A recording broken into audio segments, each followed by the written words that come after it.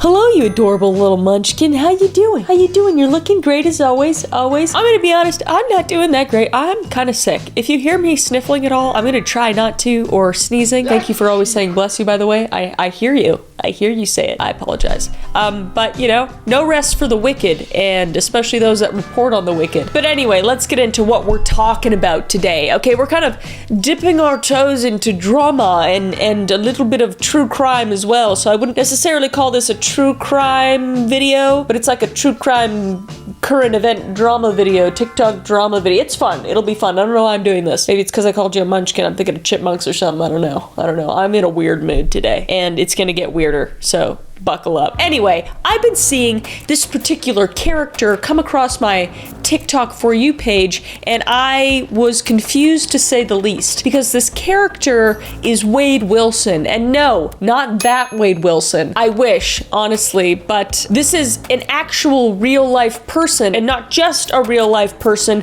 a real-life POS, all right? A murderer that has gone viral on TikTok for being devilishly handsome, even though he's murdered people. We've basically been living in a Ted Bundy-esque moment, and I've kind of not even realized it, and I'm kind of embarrassed. I haven't been on top of this, but we're gonna get into this case. We're gonna tell you about this person, who he was, what he's done, what's happening to him now, what the f is going on with TikTok and these thirsty ass freak that are making thirst traps of him, and yeah, sorry, I'm riled up right now. Let's get into it.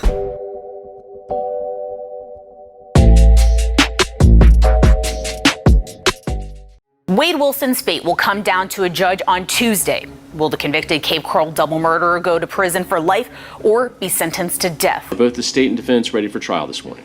Yes, Your Honor. Yes.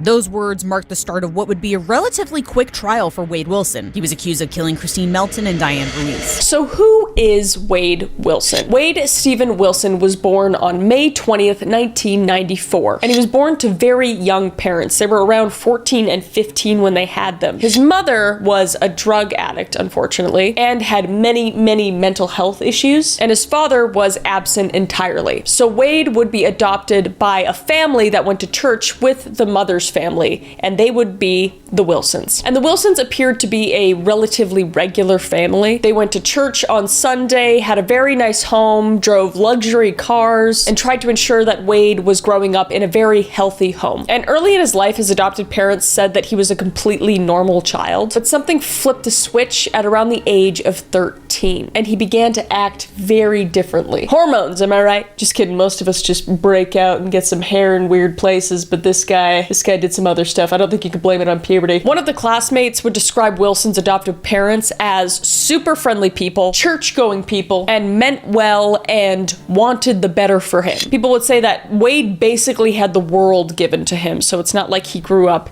in bad conditions. Despite his biological parents, he wasn't raised by them, so he grew up in the most ideal situation ever, basically. And Wade would admit later on that when he was a teenager, he would get heavily into drugs, and this was reflected in his behavior at school and at home. He also became a recluse, and he became super paranoid as well. He would always keep the blinds closed at home because he always felt like somebody was watching him or his family. And another instance of paranoia was when Wayne demanded that the cops be called to his home after he repeatedly told his family that someone was in the garage. But upon further investigation, no one was there. And Wade wouldn't be any better at school. While he was an average student, he got in trouble a lot. Wade and his friends would walk around school in black hoodies, and they would stand out behind the school. They would often smoke weed in the bathroom and even light toilet paper rolls on fire, and this would lead to Wade being expelled on numerous occasions for reckless behavior. Which, like, at this point, okay, like, those things, you shouldn't be lighting shit on fire, but relatively, you know, not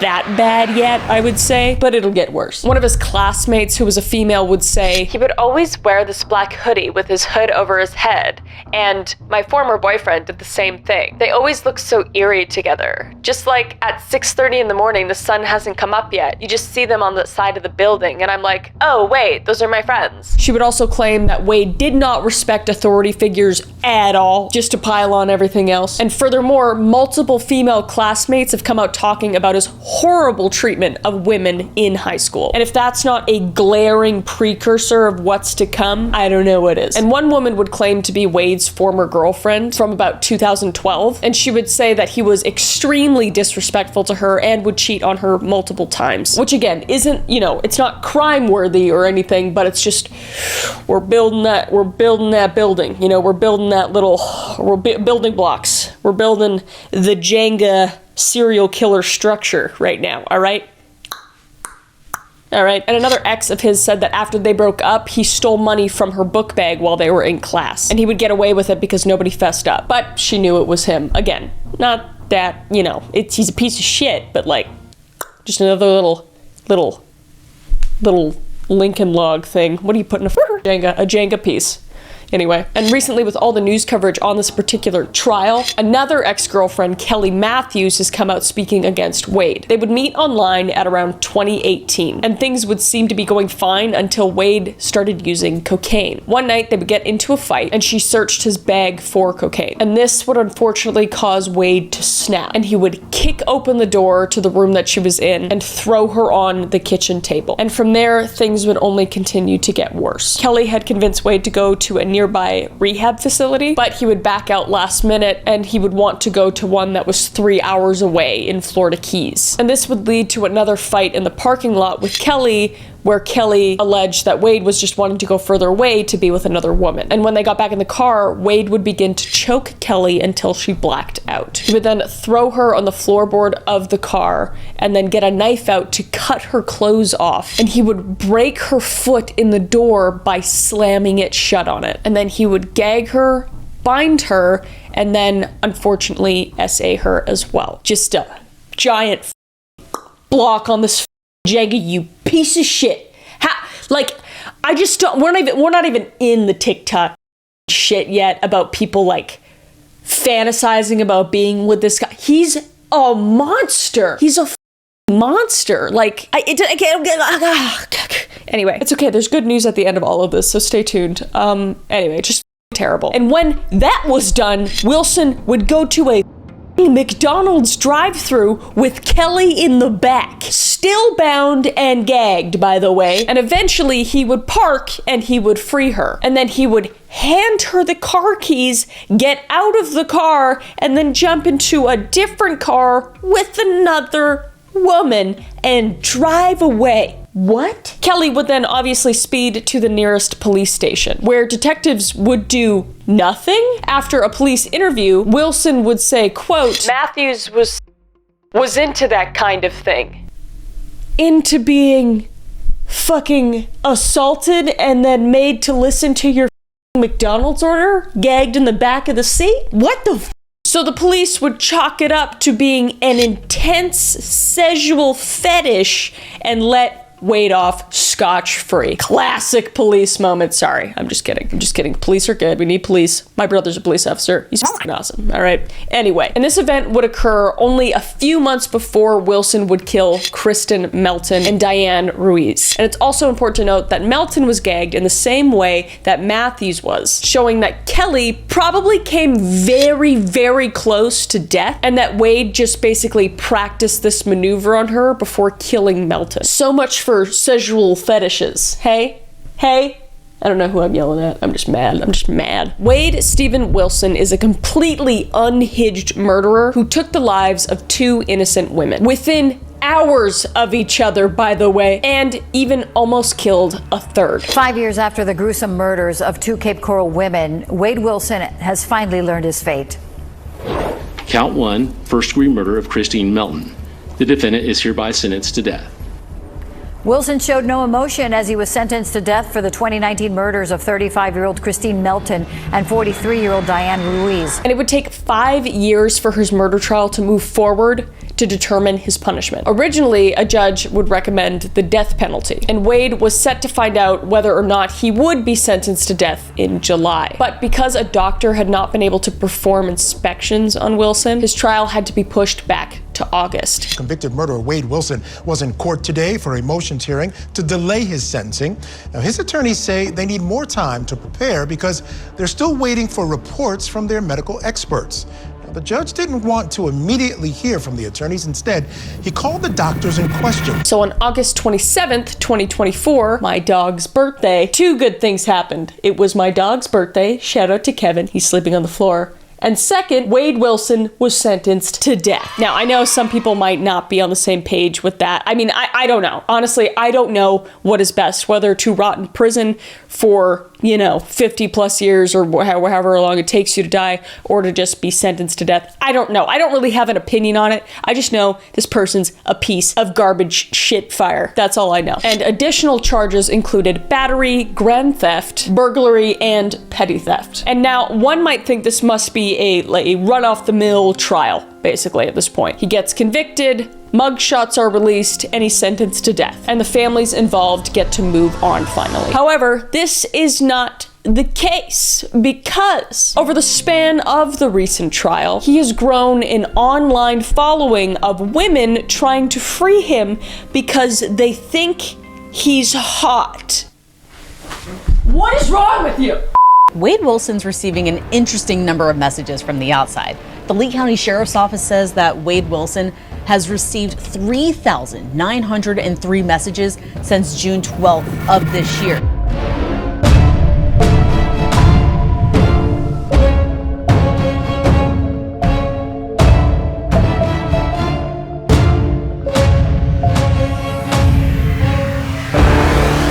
Like, what the actual And what makes this entire situation absolutely disgusting is when you take that bird's eye view, people are just wishing for his release, just purely based off of how he looks. The fact that someone is conventionally attractive and is able to kill two people, almost four, if you talk about Kelly as well, but a portion of the public just turns a blind eye towards these crimes because they're good looking. It's crazy. There's support groups, TikTok posts, and comments all running to Wade Wilson's support. And it's gotten out of hand pretty quickly. There's literally an Instagram account called Wade Stephen Wilson's Official, where the entire account is basically just a support page, and it has around 16,000 followers. These are 16,000 people that are on board with freeing a man that essayed, tortured, and murdered multiple women. Are you okay? Not you, the person watching this, you're probably fine. But like, to these people, what the fuck is wrong with you? And this led me down the rabbit hole of all the support pages there are for Wade Wilson. And this particular one seems to be the biggest hub for the community. And on a live stream uploaded to YouTube, this girl named Maria talked about how the live might get taken down, but Team Wade is resilient, and this resilient group has done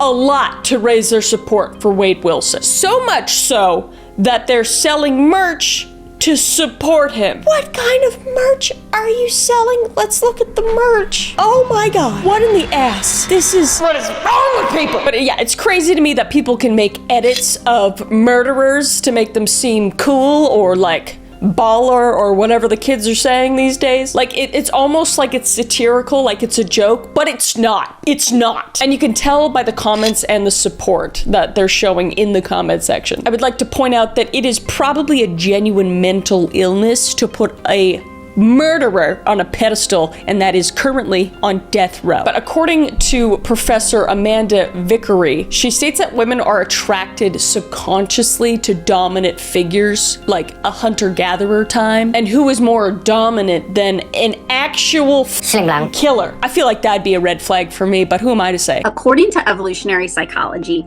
we today are still attracted to the things that would have helped us survive back in our ancestral past. Think hunter-gatherer environment. It's this combination of this sort of bad boy dominant male image and this level of fame, this celebrity, and the idea that if I attach myself to that, I too could become a celebrity and famous. They're attracted to that trait that this is a like bad boy dominant male. There is too much Wattpad and romance smut novels going around. These bitches are crazy. They're crazy. They're reading too much. They're reading too much, I think. I don't know what it is. Or like 50 Shades kind of type. But he doesn't murder anyone. It's not like he's a vigilante either, like he's murdering bad people. He's just literally murdering you, the people that are putting him on a pedestal. So I just can't wrap my head around this. I don't think that this is a excuse for the women. She's just explaining what it is, I guess. And the general demographic for this is like the age of 40 middle-aged women who basically probably just read, like I said, smut and are like crime obsessed to the point of putting themselves in the victim's seat. Like they're kind of mentally ill themselves, so I almost feel bad for them, you know? And there are outliers here, obviously, but from what I've been able to find, it is around this age group. And like I said, I don't know where the hell this support is coming from, but there are a lot of people that are supporting him. So much so that there's a fundraiser that raised over $70,000 for this piece of shit. $70K to a man who has killed 2 people. What? And they call for their dear friends and supporters to help prove Wade Wilson is innocent and fight for him to receive a new fair trial. And I thought this website was fake, but it's real. You can actually donate to this website. I didn't. Can you believe it? I didn't. But it's real, and it's insane. And it doesn't stop there, because you can see the support in the comment section in this fundraiser as well, saying like, help him, get a free trial. We support you, Wade. Justice for Wade. And these people are begging for donations for an actual real life murder. It's just crazy. The simping is next level, and so much so that he's actually received hundreds of nudes from his female fans. I don't know how he's receiving these, like via like actual mail or if it's like a phone, I don't know. But I believe it's like via the internet. How is he getting access to the internet also? What is going on? He's literally on death row right now. What? This was during his trial, but still. And there are so many people sending him letters as well. There's over 4,000 that have been sent. And this has gotten so out of hand that the case prosecutors are telling the fans to stop. They know of Wade Wilson garnering such a positive public response despite his crimes, and it's honestly f***ing insane. They said, I would hope that people in the community would conduct themselves differently and remember that 2 beautiful, innocent young women died because of this person. People need to distinguish reality from fiction. This is not a TV show. This isn't a smut book. This is a real life murderer who killed 2 beautiful, innocent women. And yet people are still supporting his posts, comments, and even fundraisers, which is just insane.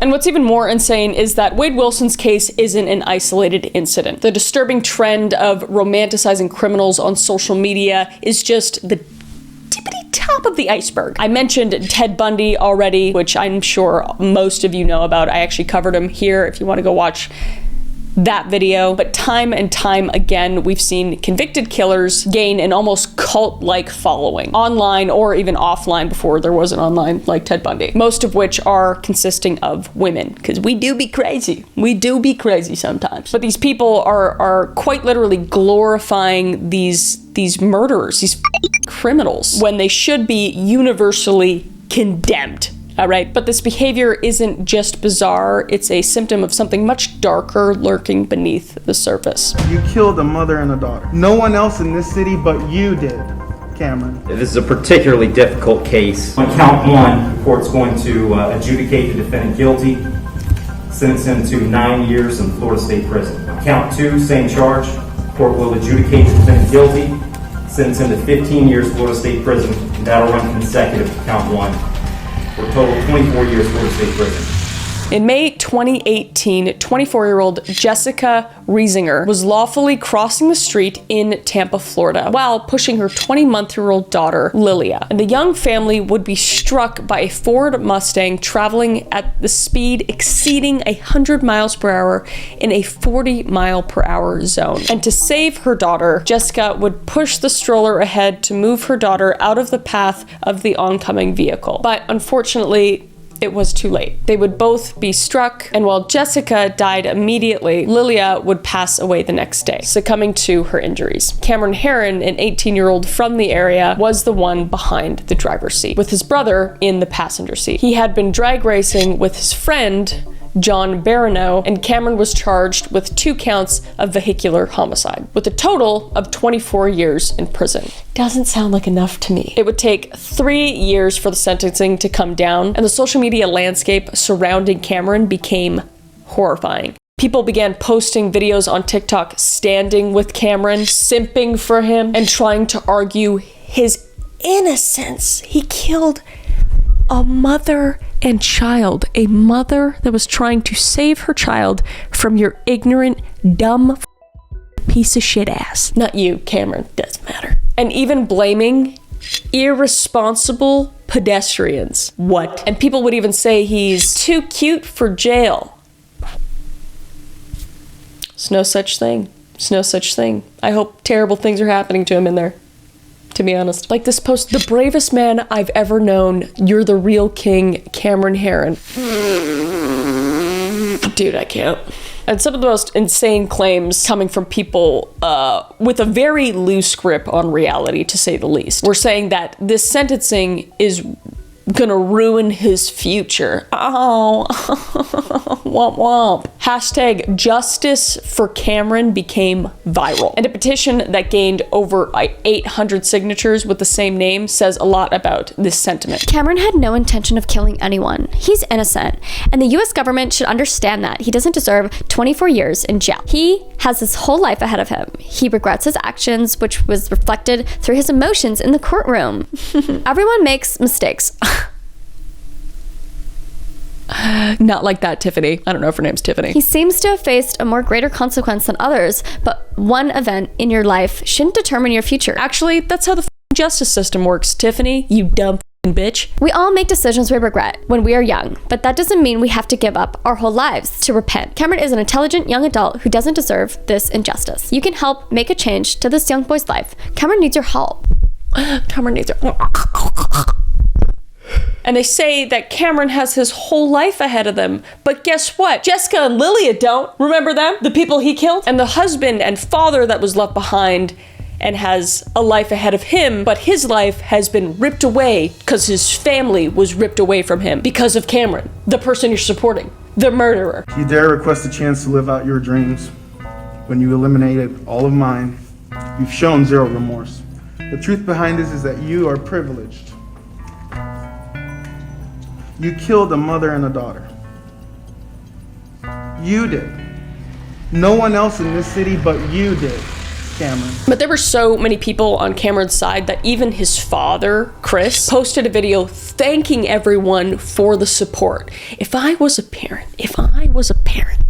and my son killed 2 people, you best believe I'd be on the other side of the court supporting the other people. All right? Because there's no excuse. There's just no excuse, okay? There's consequences for your actions. So was the 24-year sentence enough, or was it not enough? Well, in court, while defending Cameron, the defense tried to paint this incident where Cameron made one dumb mistake, but the data pulled from the car's computer revealed that he had been driving recklessly like this for days. At one point, he had gone 160 miles per hour, and all the times that he had driven this fast were during the day when pedestrians were about. So, safe to say, he's just an ignorant piece of shit. Falling in love with a person guilty of murder, intentional or not, simply because he's hot is terrible. But at least people would be smart enough not to simp over a serial killer, right? Oh wait, we already talked about Ted Bundy, but there's also Jeffrey Dahmer. A gruesome story leads off our newscast. Milwaukee police found body parts in a North Side apartment, and now they wonder if they've uncovered some kind of death factory. It's Jeffrey Dahmer, the serial killer and cannibal whose saga of evil has been given new life in the hit Netflix series Monster. This was the scene earlier this morning. Police hired a private contractor to haul a refrigerator and a tank of acid out of the apartment in the 900 block of North 25th Street. Because of the acid, some neighbors were evacuated briefly. Police found parts of bodies, leading them to believe the man they arrested is a mass murderer. Jeffrey is a name that should conjure images of horror and revulsion and just pure evil in your mind. He is one of the most notorious serial killers in history, and if you want me to cover more of that case, let me know down below. He was responsible, though, for the murders of 17 young men between the years of 1978 and 1991. And Dahmer's crimes, which most of you probably know, were as gruesome as they come. He would lure victims into his apartment, where he would drug them, essay them, and ultimately kill them. Sometimes torturing them by drilling into their heads and putting hot boiling water and other liquids in there to make them his weird zombie companions. We'll get into that if you want me to actually do the video. It's crazy. But his depravity wouldn't stop there. Dahmer would go on to dismember his victims, preserving their body parts as trophies, basically. Some of the remains were even, wait for it, cannibalized. Oh, goody. And by all accounts, Dahmer was a monster in human form. And that's how he was primarily remembered until an explosive Netflix series came out starring Evan Peters, which, love Evan Peters. I think he's a brilliant actor, but he's not Jeffrey Dahmer, people. Eat it. But anyway, he played Jeffrey Dahmer in this role. And there was a growing trend, particularly on platforms such as TikTok, romanticizing Dahmer. Dahmer specifically, not even Evan Peters, just actual footage of Dahmer himself. Reducing his horrific acts to the subplot in their obsession with his physical appearance and perceived misunderstood nature. He's just confused. He's just mysterious. He doesn't know any better. What the? He ate people. If this guy ate your aunt or your sister, I can't. The more I think about it, the more my head hurts. Honestly, I think it hurts anyway. And this isn't only baffling, but it's extremely dangerous, you know? And it's a stark example on how the internet can just warp reality, transforming a sadistic killer into a dark, almost alluring figure. Some of the comments on the Dahmer thirst traps and interviews are crazy. I felt so sorry for him in the diner when his dad dismissed his feelings and he needed help. Yeah, I felt sorry for his childhood. But it wasn't just limited to TikTok either. People went to Quora, of all places. Do people go on Quora, I guess, to ask if there was anybody else that sympathized with Dahmer? Is it strange to feel sympathetic towards a serial killer? Jeffrey Dahmer in particular, he just seems pathetic and sad and just desperate to relate to someone, which is not to negate the severity of the gruesomeness of what he did, but I really felt sorry for him. Anyone else? I mean, okay, so playing devil's advocate, you know, as human beings, we're very complex and people are brought up in very, very different situations. But if you are of sound mind to, a relative degree, I think you are responsible for the actions that happen when you are an adult and your brain is fully formed.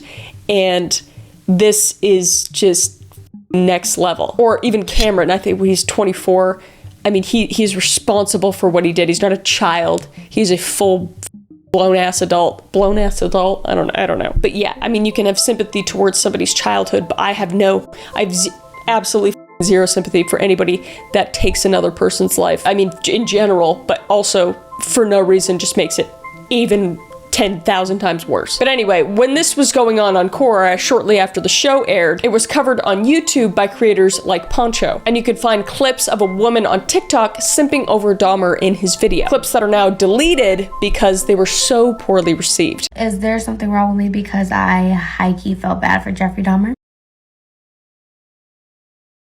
I just don't understand how people are becoming so ignorant of the disturbing brutality displayed by actual serial killers, or just killers in general, criminals in general. Is it an oversaturation of true crime centered content, or just weird, brutal, fetishized smut? I'm not sure. Are people just desensitized to this horrific nature of these crimes because of what they consume? I'm not, and I am somebody that consumes more probably true crime stuff than most people, honestly, and I am not desensitized to it all. Least of all am I attracted to the people that commit these horrendous crimes. I want them to burn in the fiery depths of hell and have the crimes that they committed against people committed to them.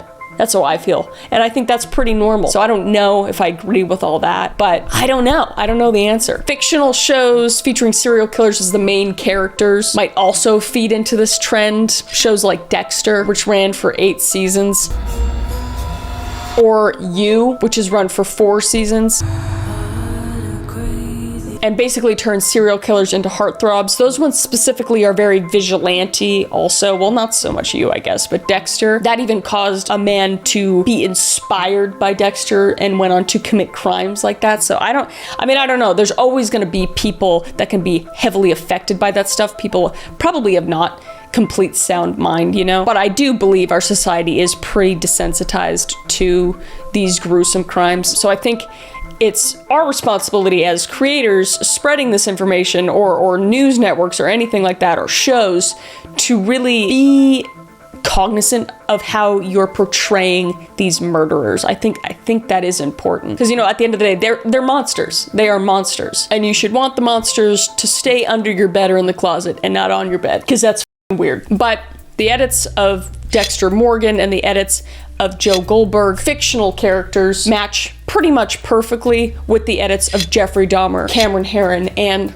Wade Wilson. So I don't know, man. That's the story today. Kind of just a little PSA on not to romanticize these literal pieces of shit. Just a little message from your Auntie Chris, keeping you updated on stuff. If you like the video, if you like these types of videos, I know I'm kind of going all over the place all the time on my channel, but I'm really enjoying kind of getting more into kind of like a research-based platform with still some fun content thrown in there as well, comedy content and everything. Anyway, yeah, let me know what you think down below. How do you feel about all this stuff? What do you think causes all of this? I'm really curious to see. But anyway, until next time, I will see you, beautiful face, in the next video. All right, bye.